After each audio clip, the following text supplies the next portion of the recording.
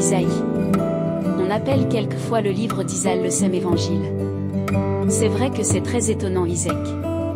On trouve tout dans Isaac. Ici l'annonce précise de la naissance du Messie, ailleurs les détails de la passion du mystérieux serviteur souffrant, qui prophétise, de façon si troublante, les souffrances du vendredi saint.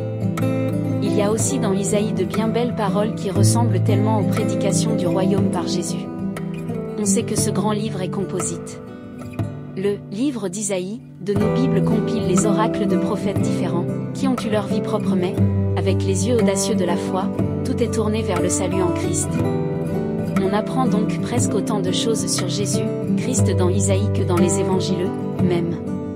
Et c'est bien normal puisque c'est le même esprit qui inspire les uns et les autres. Isaïe est un bon compagnon de route pour cet avant qui commence. Il annonce aujourd'hui 3 belles choses qui se sont accomplies en Jésus. On peut appeler le Seigneur Dieu, notre Rédempteur, depuis, toujours.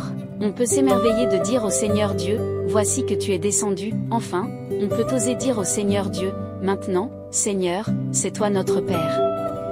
Nous sommes l'argile, c'est toi qui nous façonnes, nous sommes tous l'ouvrage de ta main.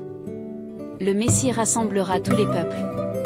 Jésus est venu pour tous, même pour ceux qui ne croient pas en lui. On ne fait pas son salut seul. Il n'y a pas de développement personnel sans relation avec les autres. Dans ce chemin d'avant nous rencontrerons l'autre à travers les autres. L'Esprit de Dieu les conduira, qu'il nous enseigne ses chemins, et nous irons par ses sentiers. Ces peuples ne seront pas séduits comme par enchantement. Ils seront attirés par un mélange de grâce d'en haut et de bonne volonté de leur part, un mélange d'élan et de discernement, de foi et de raison.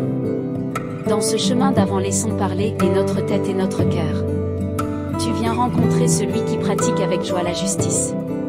La venue du Messie apportera la paix ou plutôt elle nous rend capables de construire la justice pour faire la paix. La paix ne descendra pas du ciel. La paix se bâtit ici et pas seulement dans les chancelleries qui se penchent sur le sort de nos frères de Gaza, d'Israël, du Yémen ou de l'Ukraine. La paix ça se forge ici, au quotidien, par 1000 décisions, par 1000 relations tissées, par 1000 pardons donnés. Désirons la paix. Bon avant. Père Frédéric